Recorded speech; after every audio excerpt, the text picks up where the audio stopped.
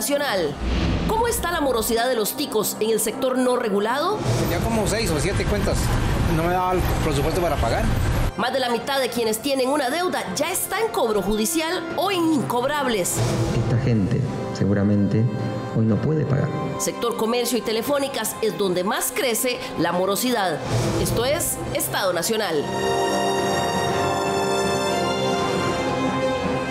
Muy buenas tardes, bienvenidos a una nueva edición de Estado Nacional después de este fantástico cierre de la Copa Mundial de Fútbol Qatar 2022. Nos vamos, este año 2022 ya está llegando a su fin, estamos todos preparándonos para las fiestas de fin y principio de año y aquí en Teletica queremos compartir con ustedes en sus hogares. Por esa razón, hoy será el último programa del 2022 de Estado Nacional porque los próximos 2 domingos Teletica ha preparado para usted una programación navideña especial que estamos seguros que van a disfrutar allá en sus hogares. Pero antes de cerrar el año 2022, despedimos estos 12 meses hablando de un estudio que se presentó esta semana, el tercer informe sobre deuda morosa que realiza la empresa Equifax en asocio con el Instituto Tecnológico de Costa Rica. ¿De qué estamos hablando en este informe? Se trata de una evaluación que hacen para saber cómo están las deudas de los costarricenses con el sector no regulado. Ahí estamos hablando de cómo están las deudas de los ticos con financieras, asociaciones solidaristas, cooperativas, eso en el sector crediticio, pero también las deudas del comercio, almacenes, tiendas, ferreterías que venden a crédito, que venden a pago, y además las deudas con las empresas de servicios de telecomunicaciones que también venden planes a pagos y que se van pagando poco a poco. Eso es lo que mide el tercer informe de deuda morosa. Para eso, permítame presentarle a los invitados que tenemos el día de hoy. Nos acompaña doña Evelyn Hernández, quien es experta en estadística del Instituto Tecnológico de Costa Rica y que participó, doña Evelyn, en la elaboración de este estudio. Buenas tardes, bienvenida a Estado Nacional. Buenas tardes a todos. Vamos a ver esos números que ustedes encuentran en ese estudio que son muy interesantes y con doña Evelyn también trabajó en la elaboración de este estudio don Rodrigo Calvo, quien es economista del Instituto Tecnológico de Costa Rica y que, bueno, dirigió esta investigación también. Buenas tardes, bienvenido. Buenas tardes, muchas gracias por la invitación. Lo que vamos a ver el día de hoy son esas cifras de qué está pasando con las deudas que tienen los costarricenses, porque también tal vez cuando se ven en forma fraccionada no son tan grandes, no afectan tantísimo, pero este estudio hace un sondeo mucho más allá de qué es lo que está pasando con todo el panorama de las deudas y que está impactando, además de los hogares y de los que prestan el dinero, otras instancias, tales como el Poder Judicial, donde se van muchos de esos casos a cobro judicial. Por eso nos da mucho gusto tener el día de hoy también a don Luis Diego Romero, gestor civil de cobro del Poder Judicial. Don Luis Diego, ustedes reciben muchísimos de estos casos. De hecho, están abarrotando el Poder Judicial. Es la primera jurisdicción a nivel de todas las jurisdicciones del Poder Judicial. Es realmente inmenso. Estamos hablando de que aumentaron los casos en 10 años en más de 600,000 casos, siendo hoy, como le decía, la primera jurisdicción con mayor cantidad de expedientes en trámite del Poder Judicial. Y ahora vamos a ver qué implica eso para un aparato de administración de justicia tener esa cantidad de casos. Complementamos el panel de hoy con nuestro amigo don Roberto Astúa, experto consultor de Finanzas con Visión, presidente de Finanzas con Visión, que nos va a ayudar a hablar un poquito de cómo tomar el control, Roberto, de todas esas deudas y de asumirlo más allá de los sentimientos. Sí, bueno, gracias Liliana por la oportunidad, un saludo a los panelistas también. Es una oportunidad que se nos abre para poder tomar conciencia y con ello poder entrar en un nivel de madurez. De esta forma, poder afrontar y enfrentar y avanzar emocional y estructuralmente este proceso hacia la libertad de deudas que nos permita poder tener paz, que es lo que muchos costarricenses en este momento están buscando. Así es, porque estar atrasado en las cuentas por pagar, sobre todo cuando son muchísimas, puede ser abrumador. Pero no solo le quita la paz a las personas que deben, sino también tienen un enorme impacto en la familia y en los hogares. Según el tercer informe de deuda morosa de Equifax con el Tecnológico de Costa Rica, la cantidad de personas que están en esta situación, ya cobro judicial o como incobrables, está creciendo. Veamos este resumen. quitan la paz y el sueño de las deudas? Ah, no, sí es vara. Dolor de cabeza, dolor de cuerpo, pastillas todos los días, porque es total. O sea, yo creo que mata, el estrés mata. Así se sentía don Eladio Brenes cuando hace un tiempo, ahogado por las deudas, vivió en carne propia la pérdida de la paz y tranquilidad. Debía Instacredit, debía Petro le presta, Credimujer, tenía una deuda con un carro, tenía, bueno, la de la casa y no sé cuántas más que no me acuerdo ahorita, ¿verdad? La verdad es que no, o sea, y al fin y al cabo eran 75 por un lado, que 80 por el otro, que 100 euros por el otro, cuando mi salario era de 350.000 colones. Su esposa afirma que en esos días la zozobra por esa espiral de deudas que se salió de control llegó incluso a crear conflictos en el hogar. Al no alcanzar el dinerito que se tiene, entonces el marido comienza, ay, no tenemos para esto, entonces la esposa contesta, los gritos, vienen los pleitos en la casa, que si tenemos niños, gracias a Dios ya no teníamos niños pequeños, ya estaban grandes, pero en el colegio, entonces más caro todavía. Y comenzaron los pleitos que a pesar de todo, pues tratamos de pagar aquí, salir, consolidar un poco allá, un poco aquí, pero siempre los pleitos se dan mucho en el matrimonio. Después de muchas penurias, con voluntad y ayuda familiar, este hogar logró hacer un gran esfuerzo y salir a flote. Pero a diferencia de esta familia que encontró la forma de recuperar la paz, miles de hogares en el país cerrarán este 2022 con más atrasos en los pagos que antes. Así lo revela el tercer informe sobre deuda morosa que realiza el Instituto Tecnológico de Costa Rica en convenio con la empresa Equifax, dedicada al análisis de datos y tecnología. Ellos analizaron la información crediticia de una muestra de 1.039.919 personas en el país para saber cómo estaban sus deudas en el sector comercial. Este incluye tiendas por departamentos, electrodomésticos y ferreterías, además de las deudas en el sector financiero no regulado, como financieras, asociaciones solidaristas o cooperativas, y también las obligaciones con empresas de telecomunicaciones. El estudio señala que más de la mitad de las personas que en este momento tiene una deuda en el sector crediticio no regulado ya está en cobro judicial o es incobrable. Estas personas, estas familias, ya han agotado muchas veces las instancias de tratar de renegociar, tratar de cumplir de alguna manera.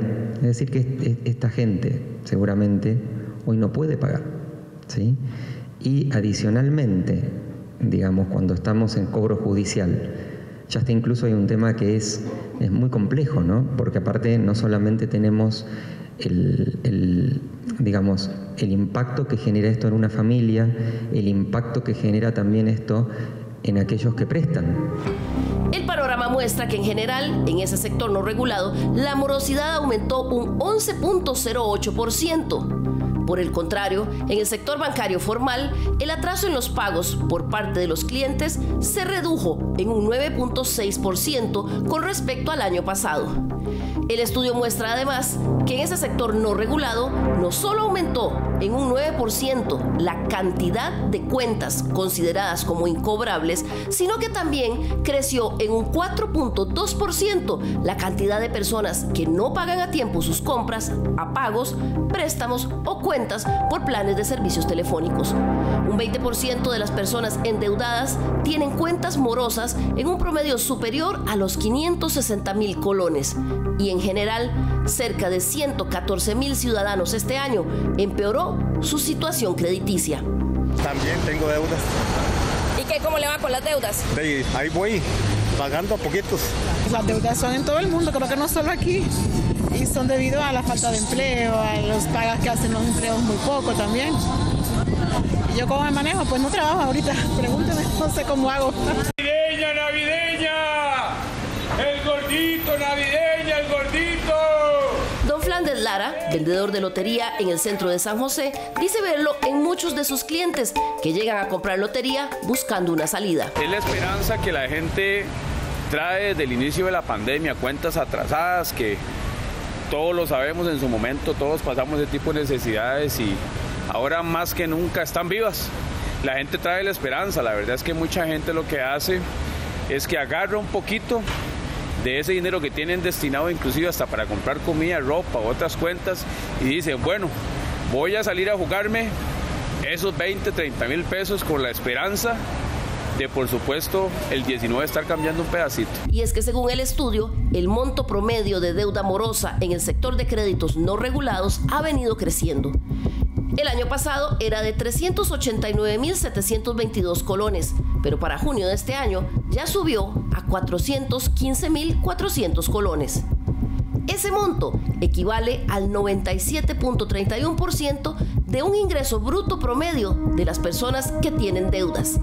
Este reporte agrega que donde más subió la cantidad de personas con atrasos en sus pagos es en el sector comercio y en el de las telefónicas. Si lo vemos por sexo, en el sector no regulado, los hombres tienen montos promedios de deuda en atraso más altos que el de las mujeres. En términos sencillos, por cada 100 colones que debe una mujer, los hombres deben 142. Incluso el nivel de compromiso financiero es tal que en muchos casos supera el monto del salario promedio de los hombres. Y en cuanto a sectores, también es claro dónde aumentó más la morosidad. Subió mucho la morosidad en el segmento joven, de menos de 28 años. Y esto es muy importante. El segmento entre 18 y 28 años son aquellas personas que están comenzando su vida de crédito, ¿no?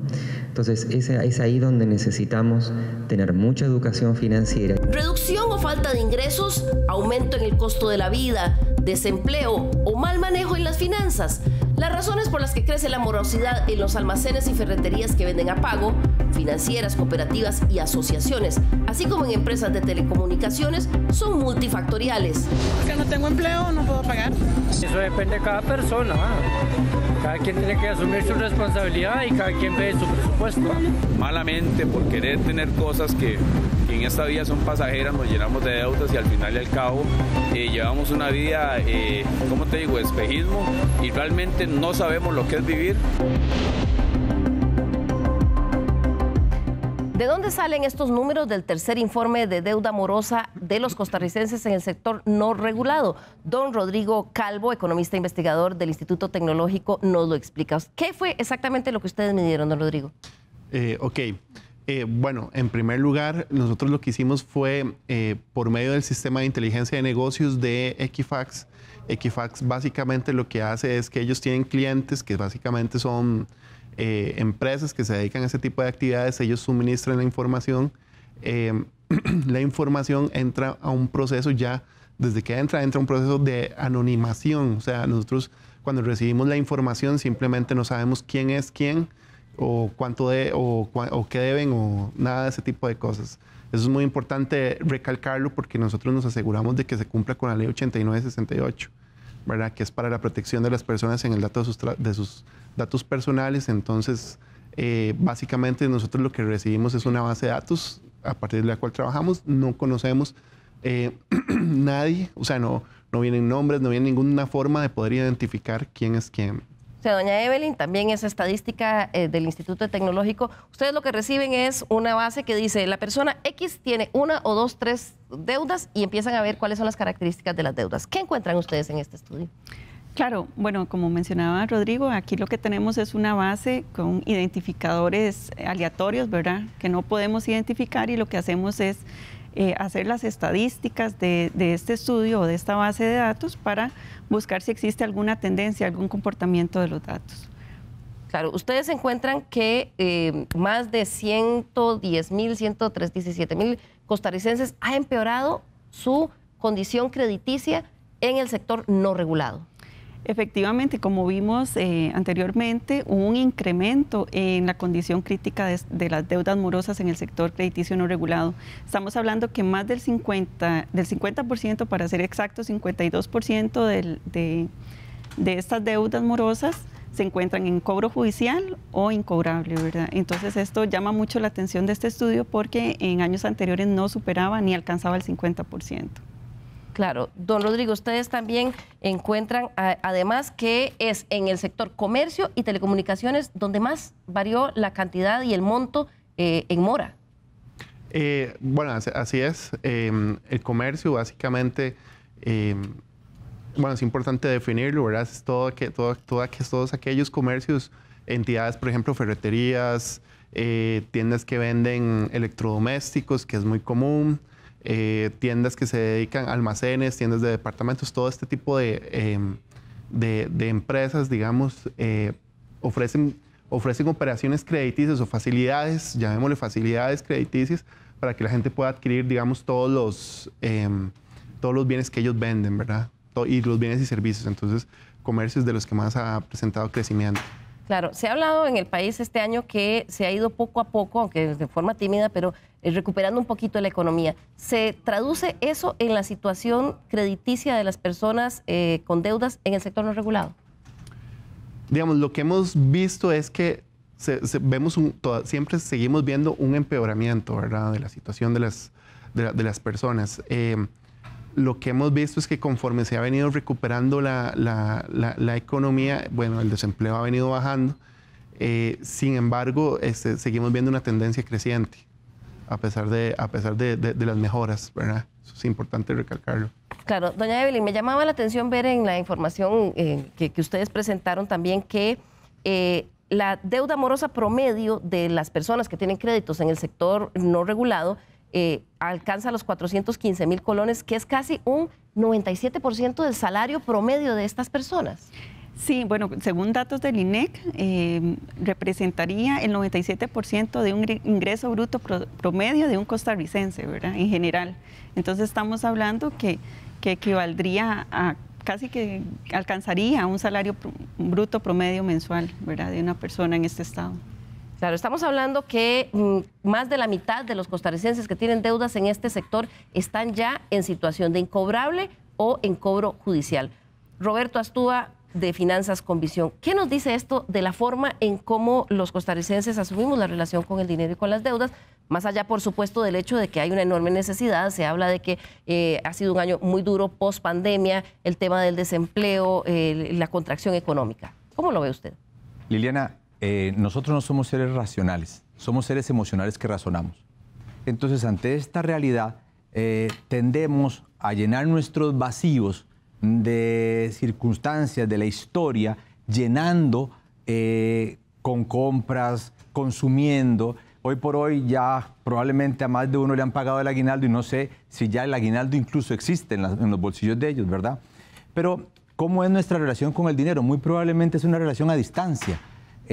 Incluso en el estudio, y lo veíamos ahora, gran parte de las mujeres, ¿verdad?, tienen una posición de incremento también en el nivel de endeudamiento. Hoy en Costa Rica hay 171,000 hogares donde la mujer es cabeza de hogar, ¿verdad? Y esto claramente también, la mujer tiene un patrón preponderante en la economía costarricense. Incluso se habla de que el nuevo boom económico, según la revista Forbes, viene a través ni de China ni de la India, sino viene a través del empoderamiento de la mujer. Hay que darle a la mujer ese empoderamiento en la parte económica, pero claramente es un tema retador. ¿Por qué? Porque nos falta educación financiera. Claro, pero si vemos en el estudio, don Rodrigo, que el monto promedio de endeudamiento moroso es más alto en hombres que en mujeres. Así es, sí. Nosotros, digamos, bueno, como usted lo señaló, y como se ve en el estudio, en todos los sectores que nosotros analizamos, el endeudamiento de los hombres tiende a ser mayor que en las mujeres, pero bien como don Roberto señala, las mujeres, hay una porción importante de personas, de mujeres que son jefas de hogar, ¿verdad? Entonces nosotros manejamos la hipótesis de que es posible de que pues eso implica muchas responsabilidades más y por lo tanto las mujeres podrían tener una tendencia a ser un poco más cuidadosas que los hombres a la hora de tomar decisiones en cuanto a cómo endeudarse, por qué endeudarse y cuándo endeudarse. Claro, decía la nota que por cada 100 colones que debe una mujer, el hombre que tiene deuda morosa, los hombres tienen 142. Uh-huh. Es mayor. Así es, y en todos los sectores, si usted los divide, van desde por cada 100 colones que debe una mujer, el hombre debe 116, en otros por cada 100 se deben 138 por parte de los hombres, pero nosotros, digamos, obviamente el estudio no permite definir claramente cuáles son esas razones, pero la hipótesis que nosotros manejamos es la que le acabo de mencionar, ¿verdad? Claro. Doña Evelyn, ¿en qué sectores digamos, por edades se ve que subió más del año pasado acá la morosidad? Sí, el estudio demuestra que la generación Z, ¿verdad?, que comprende entre los 18 y 28 años, ¿verdad?, fue el que tuvo el mayor crecimiento, así como el Silent G, ¿verdad?, que son las personas mayores de 73 años. Entonces, acá lo que podemos ver es que estas generaciones, si bien es cierto, representan una proporción menor en cuanto a cantidad de deudores, son las que tienen un mayor movimiento para esta medición, ¿verdad?, un mayor crecimiento. Claro. Veíamos en el estudio que 52 de cada 100 deudas morosas en el sector no regulado, estamos hablando financieras, cooperativas, asociaciones solidaristas, comercio que vende a pagos y empresas de servicios de telecomunicaciones, en este momento 52 de cada 100 están en incobrables o en cobro judicial. Don Luis Diego Romero, gestor civil de cobro del Poder Judicial, ¿cómo repercute esto en este momento en los juzgados? Pues en realidad tenemos una altísima incidencia de procesos sometidos a los despachos de cobro judicial. Esto ha traído como consecuencia, pues como les decía, una avalancha de procesos y la capacidad de respuesta del Poder Judicial se ve limitada. Limitada por ciertos factores económicos de la misma institución para hacer frente con mayores cantidades de personal y además por la infraestructura misma del Poder Judicial que no abarca el poder dar respuesta de manera rápida a cada uno de los procesos.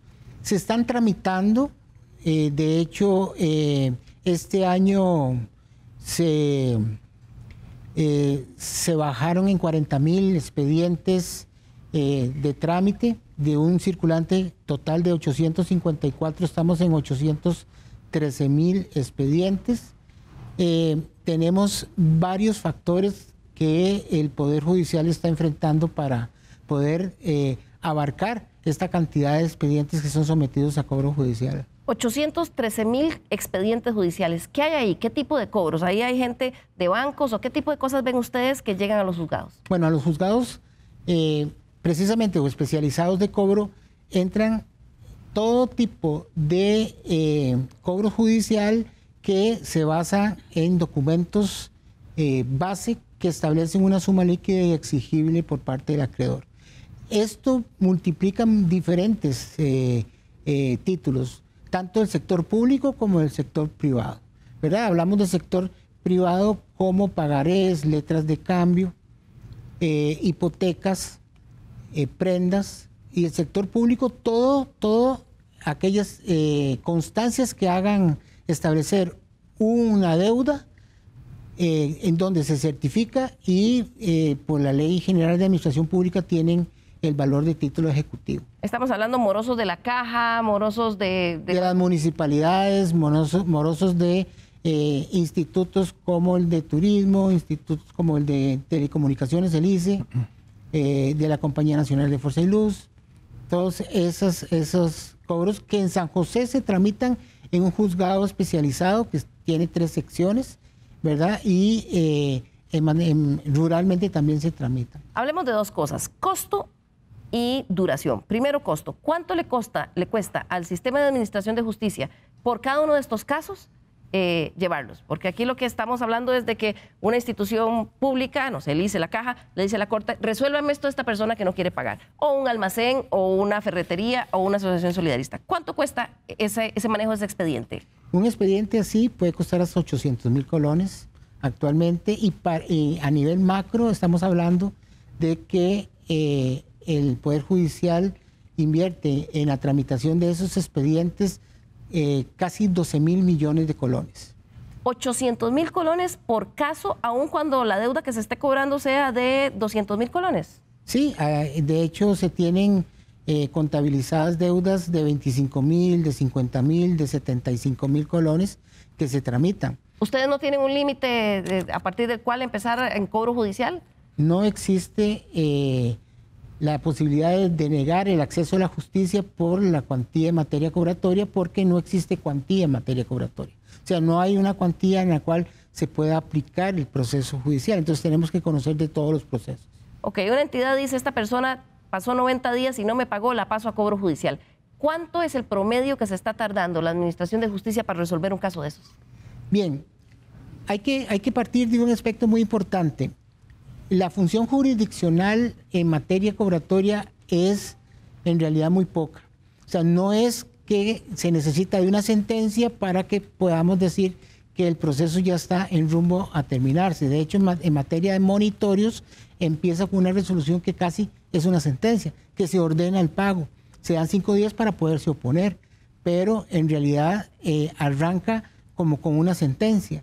Quiere decir que la función jurisdiccional es mínima, ¿verdad? Y en caso de oposiciones de los deudores, estamos hablando de que ahí sí habría que realizar una actividad jurisdiccional, pero eso representa un 2% de la totalidad de lo que entra, ¿verdad? Entonces, no se trata tanto de que la función del Poder Judicial implique la recuperación del crédito, ¿verdad? Sino más bien es la naturaleza del cobro, ¿verdad? O sea, si existen bienes que embargar, si existen bienes que rematar. Eso puede ser que se tarde más o menos, pero estaba leyendo en alguno de los reportes que el tiempo promedio de resolución de estos casos de cobro judicial había pasado de 33 meses a 38 meses. ¿Eso es cierto? Es cierto. Eso es un promedio general. Existen diferencias entre los diferentes despachos, pero anda aproximadamente en 38 meses. Desde el inicio hasta la terminación con la recuperación del crédito aproximadamente. ¿Para usted es sostenible para el poder del sistema de administración de justicia esta cantidad de casos de cobro judicial que les llegan a ustedes? ¿Es sostenible que el aparato de administración de justicia lo pueda resolver? ¿Seguirá creciendo? Definitivamente que sí, seguirá creciendo. Parte de eso son los informes que estamos viendo el día de hoy, en donde existe un crecimiento. Hay un decrecimiento en la parte regulada, pero eso se dio por un asunto accidental y bueno, y también incidió en la cantidad de expedientes en trámite. Pero la tendencia es que vaya subiendo. Ha sido algo que se mantiene sostenible en los años y por eso es que el Poder Judicial está apostando a ciertas posibilidades de enfrentar esto. ¿Cómo cuáles? Muy bien, tenemos en primera instancia lo que es la inteligencia artificial. Se ha iniciado un plan piloto que se culminó con éxito en Pérez Celedón en un inicio de la inteligencia artificial. Se va a proceder a instalarlo en el Juzgado de Cobro de Grecia para seguir con los demás despachos. ¿Qué hace la inteligencia artificial? Expliquémosle en sencillo a los costarricenses qué significa aplicar inteligencia artificial a los procesos de cobro judicial. En este momento lo que hace la inteligencia artificial es simplificarle las tareas de no resolución a las personas técnicas judiciales, de tal manera que no tengan que revisar escrito por escrito para ver de qué trámite se trata. En este momento la inteligencia artificial lo que está haciendo es ordenando escritos, ¿verdad?, por su trámite y así estableciéndolos en cada expediente. Posteriormente va a ser situaciones como inventarios automáticos y ese tipo de actividades que van de alguna manera a solventar muchas de las actividades que realizan las personas técnicas. Esa es la idea de apoyar con inteligencia artificial desarrollada totalmente por el Poder Judicial. Para que puedas responderle más pronto a quienes envían estos casos a la Corte. Efectivamente, la idea es que las personas técnicas se dediquen exclusivamente a tratar de resolver y darle respuesta directa al usuario, ¿verdad? Y tratar de solventarle todo, porque existe una serie de actividades administrativas que el mismo personal técnico tiene que hacer. La idea es tratar de facilitarle eso para que pueda de alguna manera solventar las resoluciones que vayan a darse. Ahora, se está también buscando mediante proyectos de ley la posibilidad, por ejemplo, la tasa cobratoria, la posibilidad de que se obtengan recursos frescos para buscar ampliar un poquito esta respuesta, porque en este momento para los 813,000 expedientes que están en trámite hay cerca de 378 funcionarios. O sea, es imposible que salgan. Es imposible que se pueda tramitar de manera eficiente y una respuesta pronta a esa cantidad de expedientes con esa cantidad de personal. La idea de la tasa cobratoria es poder atraer un poco de recursos al Poder Judicial para solventar la falta de personal y la infraestructura que también es necesaria. Tasa cobratoria es que si yo, empresa de venta pagos o financiera o asociación solidarista, mando un caso a cobro judicial, ¿Qué es la tasa cobratoria? Explíquemelo en sencillo. Por cada cobro judicial, según la cuantía, se cobra un porcentaje, como un timbre, podríamos decir, en términos generales, un porcentaje que entraría en un 90% al Poder Judicial y un 10% para buscar hacer algún tipo de cursos para facilitar a las personas el manejo de su economía y manejo de deudas. Educación financiera. Educación financiera. Roberto Astúa, ¿qué dice de nuestro país como sociedad que 52 de cada 100 deudas morosas estén en este momento en cobro judicial? ¿Qué dice de nuestra sociedad que el 62% de todos los casos que cubre la Corte sean casos de cobro judicial? Lo que dice es que tenemos un vacío en lo que acaba de decir don Luis en el tema de educación económica. O sea, educación financiera, hoy por hoy el costarricense vive tratando de apalancar ciertas realidades que a través del tipo de cambio, el desempleo, la realidad que estamos experimentando post pandemia, que si bien es cierto la economía ha venido en un proceso de recuperación, el costarricense todavía tal vez no ha caído en conciencia. Miremos, por ejemplo, el dato que se hablaba en el estudio, donde la generación Z y la Silent Z son las que están tomando un impacto mayor. Estamos hablando de muchachos entre los 18 y los 28 años que vienen saliendo del colegio o de la universidad. Entonces, ¿qué ocurre? Estos muchachos vienen saliendo y quieren tener tecnología, quieren tener un teléfono, quieren tener su computadora, y toman el riesgo de un crédito, ¿verdad? Ahora, tenemos los otros, los que desean independizarse de papá y mamá. Entonces, quieren salir a alquilar un hogar, un apartamento, o se vienen, por ejemplo, a las zonas rurales, a San José, para estudiar, pero hay que comprar la lavadora, la refrigeradora, la plancha. Entonces, toman el riesgo de un crédito, ¿verdad? Y al final no valoran si tienen la capacidad de pago, la capacidad de poder honrar estas deudas. Y claramente se vuelve un tema retador. ¿Qué pasa con las personas adultas mayores? Bueno, ahí es donde estas personas dicen, ¿cómo le ayudo a mi nieto? ¿Cómo le ayudo a mi hijo para poder pagar la escuela, el kinder? Y hay un tema emocional en ellos, ¿verdad? También estamos hablando que la estadística dice que en el 2050 van a haber cerca de 1.200.000 adultos mayores y en el 2060 van a haber 2 millones de adultos mayores. Y obviamente en el cono poblacional, los que sostienen la economía son los jóvenes. Por eso es que la educación financiera es tan importante. Endeudarse para lo que sea no está mal. Lo que está mal es no administrar esas deudas. Vamos a ir a nuestra primera pausa comercial y al regresar vamos a ver algunas propuestas que hablan sobre diferentes formas de manejar la información para mejorar esta situación. Ya volvemos.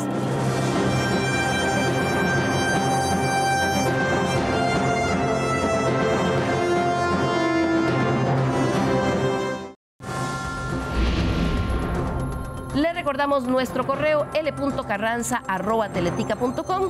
Escríbanos, nos interesa mucho conocer sus sugerencias de temas para el programa en el próximo 2023. Tenemos la agenda abierta, así que esperamos sus sugerencias. Muchas gracias por continuar con nosotros hoy en el último programa de Estado Nacional de este año 2022. Que hemos aprovechado para conversar sobre la situación de la deuda morosa que tienen los costarricenses en el sector no regulado. Estamos hablando fuera del sistema bancario nacional. Y es que el tercer informe de deuda morosa realizado por el Instituto Tecnológico de Costa Rica en asocio con la empresa Equifax nos muestra que aún en ese sector no regulado hay grandes diferencias.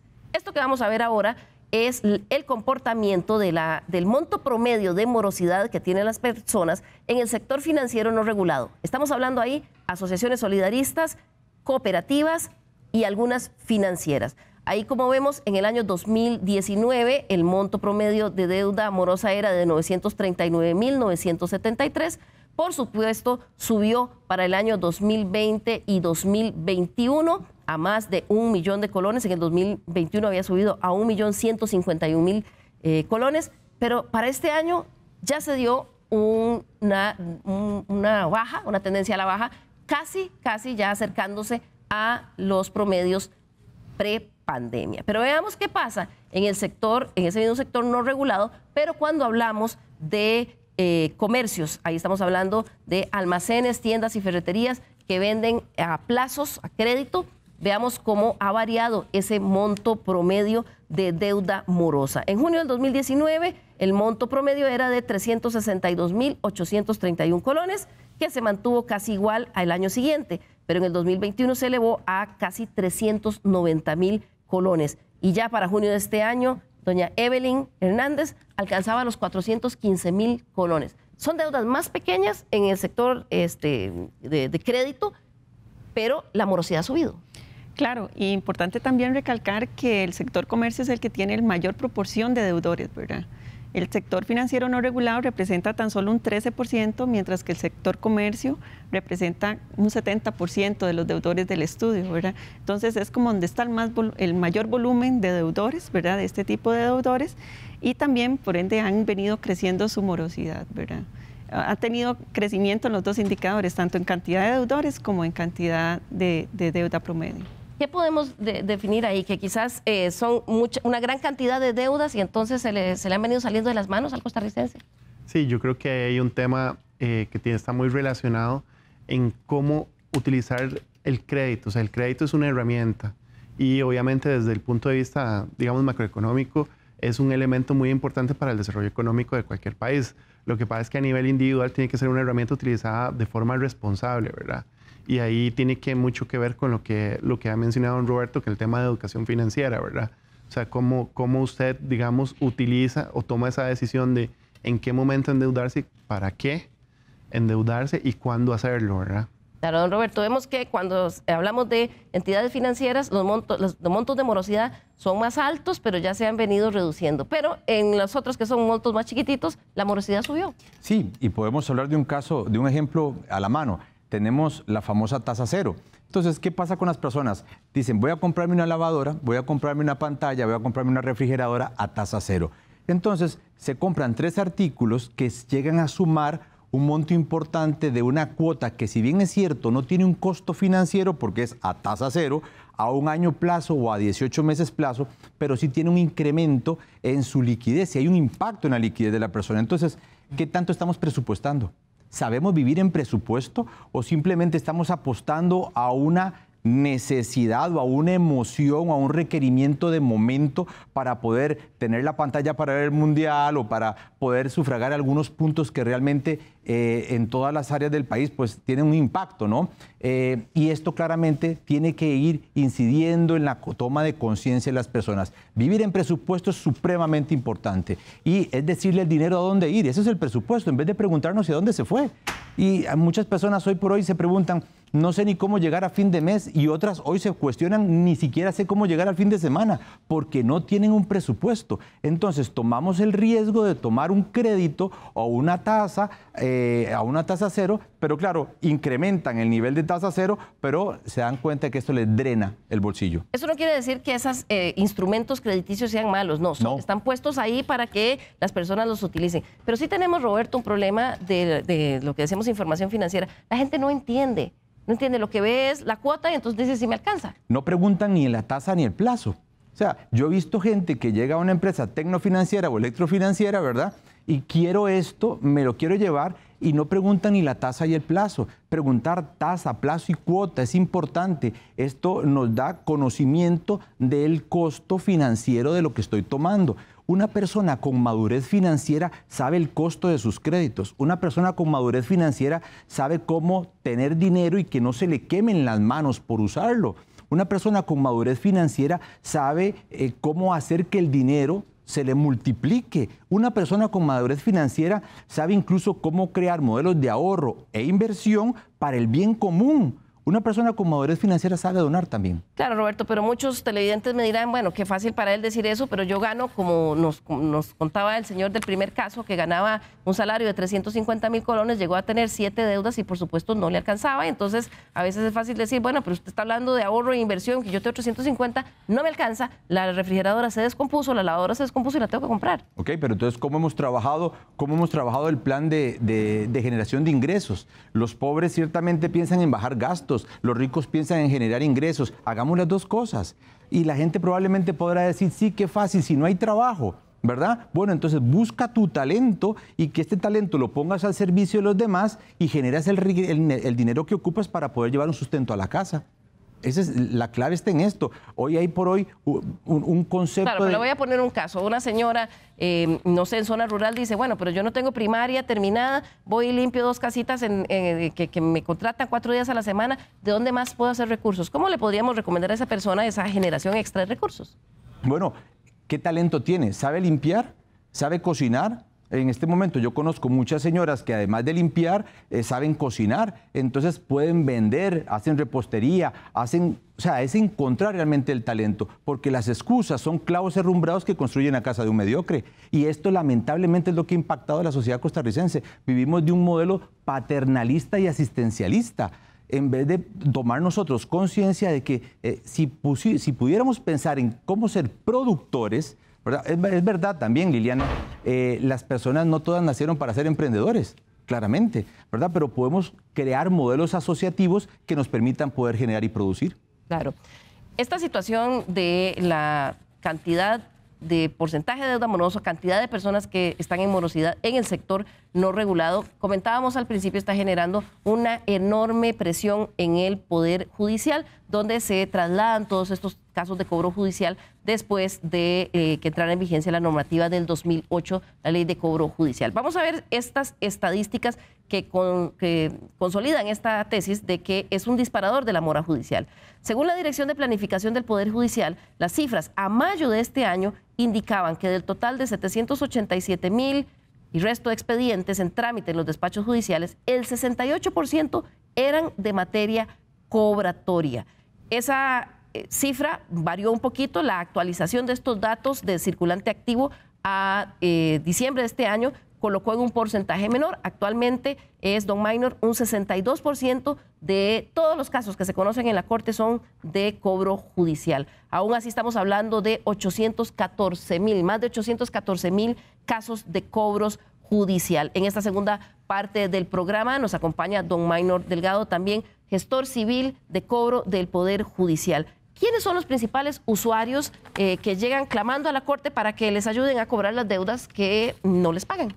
Sí, muchas gracias primero que todo por la invitación y por dar voz a la institución de nosotros, que al fin y al cabo es en algún sentido un ente que desde la parte jurisdiccional pues tiene una suma relevancia en el tema, para bien o para mal, recuperatorio de deudas con la ley vigente que actualmente tenemos de cobro judicial, que recientemente en el 2018 más bien se incorporó al Código Procesal Civil. Esa ley lo que dice es que ahí es donde se dirimen los problemas cuando alguien no quiere pagar.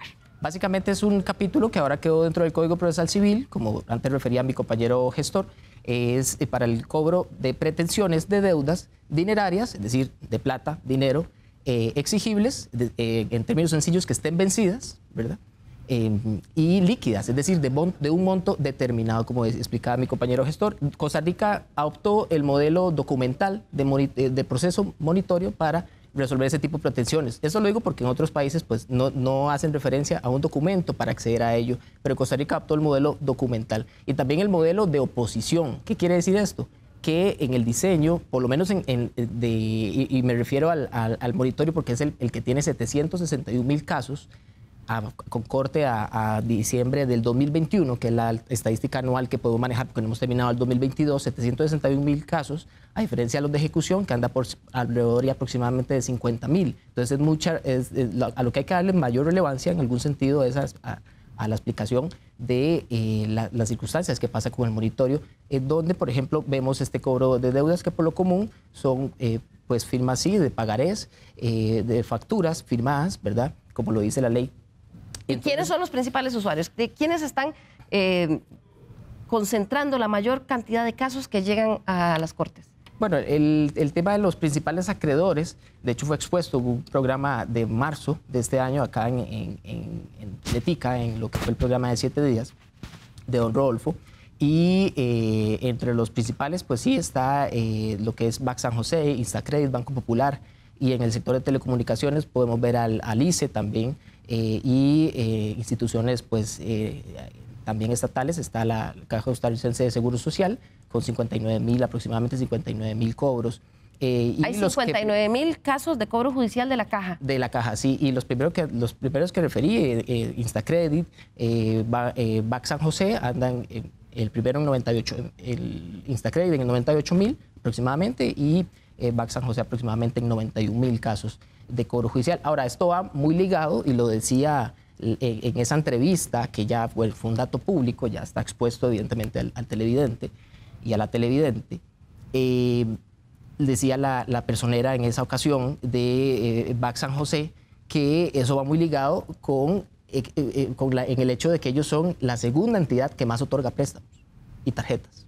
Entonces, claro, estamos hablando ahí de un tema de volumen, pero hablando del tema de volumen, ¿cómo está la capacidad? Hablábamos en la primera parte del programa, la cantidad de jueces y de personal que ustedes tienen destinado a esta cantidad de cientos de miles de cobros judiciales. Exactamente, como se refirió, está compuesto por 378 personas funcionarias dedicadas a cobro judicial. De esas, son 86 personas jugadoras, es decir, jueces y juezas, 86, y 192 personas técnicas judiciales, los asistentes y las asistentes de los jueces. Básicamente, esa es la composición que tenemos ahorita.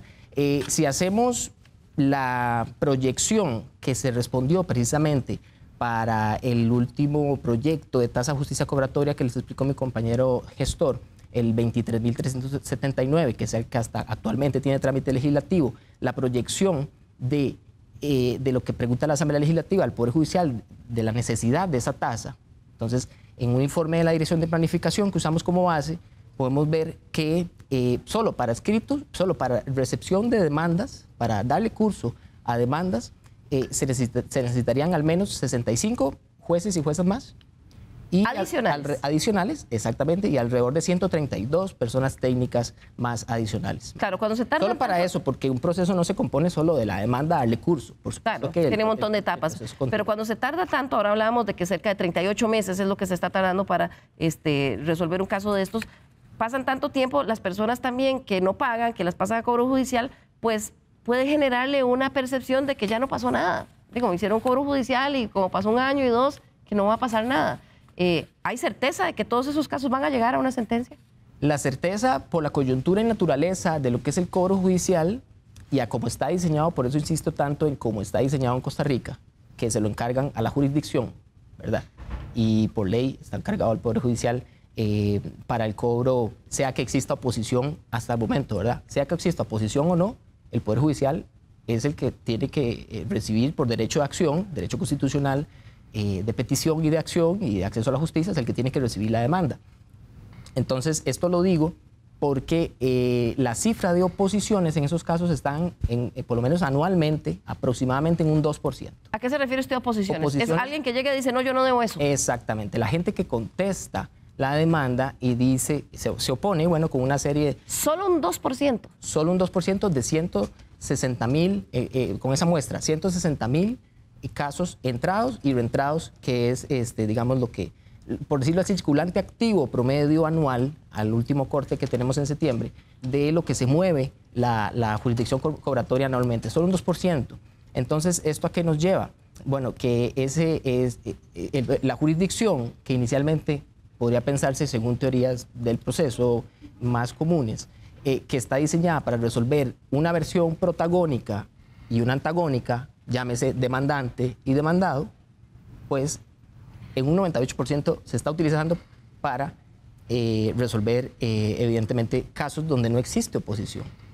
Podríamos decirlo anualmente, ¿verdad? Entonces eso nos lleva a cuestionar nosotros otros procedimientos, otras formas de cómo lo hacen otros países y de cómo Costa Rica también lo podría hacer. Y ya ¿usted cree que deberían haber etapas digamos, administrativas antes de que por lo menos ya se está tramitando en sede, para tramitarse en vía notarial un proyecto de ley que originariamente surgió con varias materias de procedimientos no contenciosos en sede notarial, luego pues la parte de cobro, específicamente del cobro de deudas, fue retirada ese proyecto, o más bien, se retira, se pasa a un proyecto autónomo de solo cobro judicial para notarios, ¿verdad?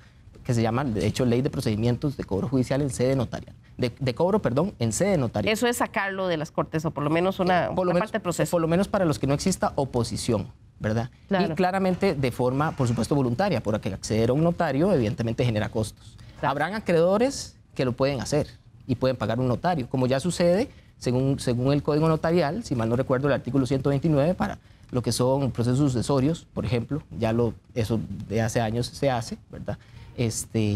también para localización de derechos, cuando existe ya plano, por ejemplo. Porque en este momento eso significa que si una persona debe 100.000 colones en un almacén, en una ferretería, lo mandan a cobro judicial, le notifican, esa persona tiene que gastar en un abogado o ir a buscar defensa pública para llevar ese caso. Para específicamente defensa pública, es decir, abogado gratuito otorgado por el Estado, no hay para cobro judicial, ¿verdad? O sea, esa persona tiene que ir a buscar exactamente. Y la representación en el derecho civil, del cual forma parte el cobro judicial, es representación letrada, es decir, por medio de persona abogado o abogada. Claro, necesariamente tiene que apersonarse así. Nada más imagínense lo que esto significa en términos de las personas, el estrés y demás. Quienes realizan este tercer informe de deuda morosa aseguran que estos datos deben llevarnos a plantear la necesidad que tiene el país de incorporar a las evaluaciones crediticias la información de cumplimiento o incumplimiento. Actualmente ellos dicen que solo hay el rastro o el registro de quienes no pagan, pero que esto debería hacerse de una forma más integral, porque permitiría, dicen ellos, tener una visión más completa de los aspirantes a crédito. Ellos afirman que si se incluyera esa información más integral, también la información positiva en el historial crediticio de una persona, haría que hasta un 21% de la población económicamente activa tuviera acceso a un crédito en el sistema bancario formal. Veamos. Esto data completa es algo que diría al revés. Costa Rica es uno de los únicos países en la región de Latinoamérica y de los países desarrollados que aún no tienen este sistema de información. Es uno de los pocos que quedan, ¿verdad? Eso tiene algo que no es tan positivo, pero algo que sí es positivo. Lo que no es tan positivo claramente es que suceden situaciones como esta que estamos viviendo de morosidad. La parte positiva que tiene es que hay una oportunidad muy grande. Y hay una oportunidad muy grande que está probada, o sea, basta ver otros países que ha pasado en cambios, cuando han transitado este tipo de cambios y se pueden ver los beneficios. Entonces, eso también es algo que creo que es un mensaje alentador, o sea, no es algo que es probar y ver cómo va, sino que creemos que realmente va a mejorar un cambio. La verdad esperamos que en los próximos 2 meses, ¿sí? Una vez que pasen quizás las fiestas y todo, ya podamos ver esto de tener un marco normativo que transmita la confianza para todos, ¿sí? Pero principalmente para cada uno de los ciudadanos, que se puede compartir este tipo de información y que se va a hacer, como mencionaba Douglas, como un derecho de cada uno de nosotros, ¿no? Así como se comparte si yo no pagué algo, yo tengo derecho a que si yo pago bien, también se comparta esto. Roberto, y es que decían el día que presentaron este estudio que creo que era solo 2 de cada 10 personas saben que existe un récord crediticio. Y en este momento ese récord crediticio solo registra la mala paga. Bueno, lamentablemente dejamos por fuera, como bien lo decía el reportaje, un segmento de la población que podría tener una oportunidad de crecimiento. Por ejemplo, aquellos que hoy por hoy son emprendedores, que están en la formalidad, podrían optar por esta oportunidad crediticia para poder crecer en su modelo de emprendimiento y seguir en su modelo de productividad, ¿verdad? Entonces, me parece que es una oportunidad muy importante el que pueda darse esta amplitud. Ahora, el gran reto que tenemos como sociedad y a nivel del Poder Judicial, lo veo así, a nivel del sistema de apoyo que es el tecnológico también, es cómo podemos incorporar la educación financiera. ¿Cómo podemos incorporar la educación financiera a los muchachos que están en 3er grado, a los que están en 6º grado, a los que están en 5º año y a los que se están por graduar en este momento de la universidad? ¿Para qué? Para que el doctor, para que el arquitecto, el ingeniero, para que la enfermera, cuando se vaya a graduar, ya lleve un curso de educación financiera y que cuando entre al mercado económico, al entrar al mercado productivo, ya sepa cómo poder administrar sus emociones y sus finanzas y pueda tener claridad de lo que es un presupuesto y cómo saber hacer uso de la tarjeta de crédito, cómo hacer uso del crédito personal o incluso, si es el momento para comprar casa, conocer cuál es el momento oportuno para comprar casa o carro. Porque esto, Roberto, no es de si se tienen muchos o pocos ingresos, porque este estudio demostraba además, doña Evelyn no me deja mentir, que el quintil con mayores ingresos es donde hay más alto promedio de morosidad. Bueno, sí. Rodrigo, lo veíamos aquí, decía el quinto Las personas con mayores deudas en mora se ubican en el quinto quintil. Este segmento tiene un saldo de mora promedio de 1.571.617. Sí, es que el quinto quintil es la distribución, pero por saldo de mora, no por ingreso. Ah, no es de ingresos, Ajá. es por saldo de mora. Sí, sin embargo, lo que usted afirma es una posible hipótesis que nosotros también hemos venido manejando y que está relacionado con el tema de la educación financiera, que la gente con mayores ingresos tiene mayor acceso al crédito. Entonces tiende a utilizarlo más y en ausencia de educación financiera y de información de su récord crediticio, por lo menos en la parte del sector crediticio no regulado, es más fácil tomar, digamos, malas decisiones, ¿verdad? Claro. En qué endeudarse y en endeudarse, por ejemplo, en temas... un ejemplo que se manifiesta muy claramente en el informe es el crecimiento, y ya lo mencionaba usted, del endeudamiento de la generación Z, ¿verdad? Y que lo había mencionado también mi compañera Evelyn. Ahí, por ejemplo, y como también lo mencionaba don Roberto, hay un crecimiento, hay un cambio, hay una etapa en la cual se pasa de depender de la familia a tener un ingreso propio.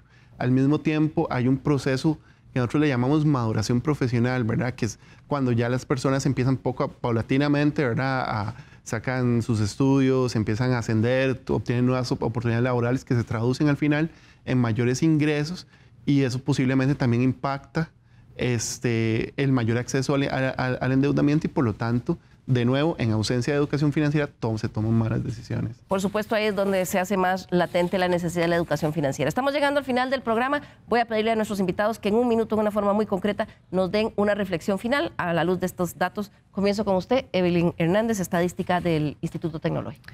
Sí, bueno, los hallazgos que arroja esta investigación son que definitivamente existe un empeoramiento de la deuda morosa del sector crediticio no regulado, ¿verdad? Esto lo vimos en todos los indicadores del estudio, ¿verdad? Vimos cómo crecen tanto cantidad de deudores como el monto promedio de la deuda por persona, ¿verdad? También un hallazgo muy importante acá es, como lo hemos mencionado a lo largo del programa, es el gran porcentaje que existe en una deuda crítica, ¿verdad? Que consideramos crítico como que se encuentre en estado incobrable o en cobro judicial, ¿verdad? Lo cual afecta a todos como sociedad y también a los acreedores. Y por último, bueno, señalar la importancia de contar con información completa, tanto positiva como negativa, de la línea de crédito, ¿verdad? Esto para tener un panorama aún más amplio de análisis y poder afrontar de una mejor manera, ¿verdad?, esta problemática. Muchísimas gracias, Evelyn. Don Rodrigo Calvo, investigador del estudio también.